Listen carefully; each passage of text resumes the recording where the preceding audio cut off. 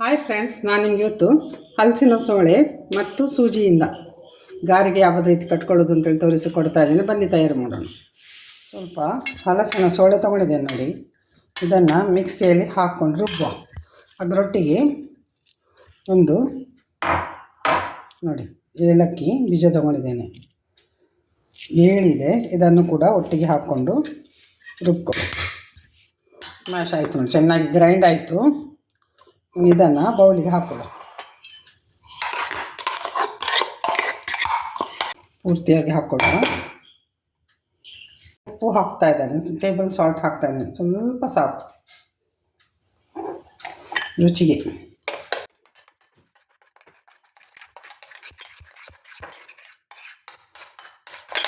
ಇಲ್ಲಿ ಅಕ್ಕಿ ರವೆ ಏನೂ ಹಾಕ್ತಾ ಇಲ್ಲ. ನಾನು ರೋಸ್ಟೆಡ್ ಸೂಜಿ ತೊಗೊಂಡಿದ್ದಾನೆ, ಅದನ್ನು ಹಾಕ್ತಾ ಇದ್ದೇನೆ.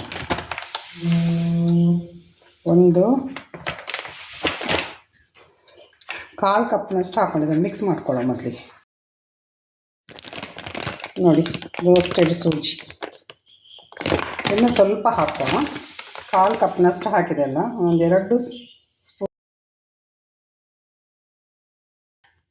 ಮಿಕ್ಸ್ ಮಾಡೋ.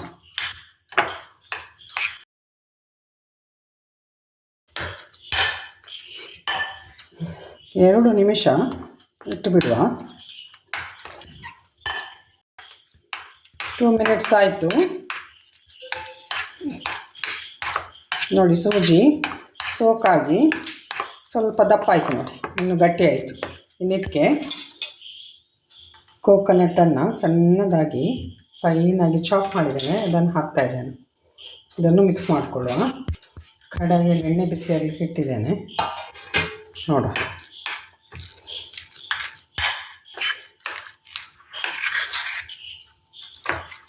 ಎಣ್ಣೆ ಒಳ್ಳೆ ಬಿಸಿ ಆಯಿತು, ಹಾಕ್ತಾ ಇದ್ದೇನೆ.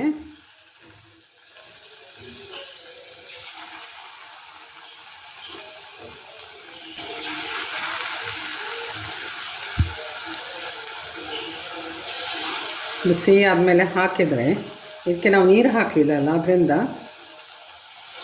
ಗಾರಿಗೆ ಏನು ಎಳ್ಕೊಳ್ಳೋದಿಲ್ಲ.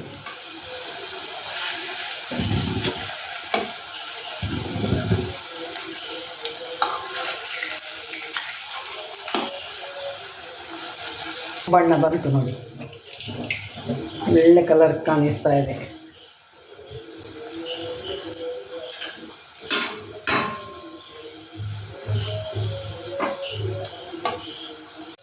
ಫ್ರೈ ಆಯಿತು ನೋಡಿ, ತೆಗಿವ.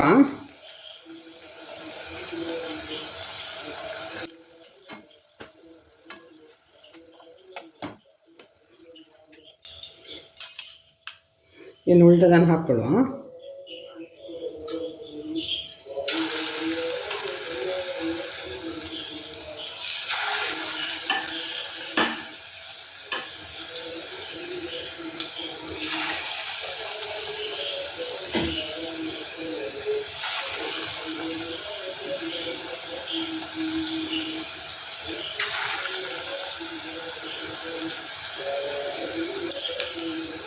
ರೆಡಿ ಆಯಿತು ನೋಡಿ. ಒಳ್ಳೆ ಕ್ರಿಸ್ಪಿಯೂ ಇದೆ, ಸಾಫ್ಟ್ ಇದೆ ಒಳಗಿಂದ ನೋಡಿ.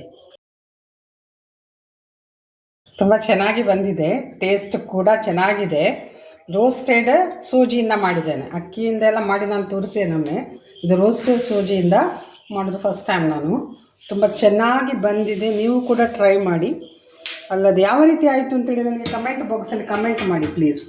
ನಾಳೆ ಇನ್ನೊಂದು ಹೊಸ ವಿಡಿಯೋದೊಂದಿಗೆ ನಿಮ್ಮ ಮುಂದೆ ಬರ್ತಾ ಇದ್ದೇನೆ. ಅಲ್ಲಿವರೆಗೆ ಕಾಯ್ತಾ ಇರಿ. ಬಾಯ್ ಬಾಯ್.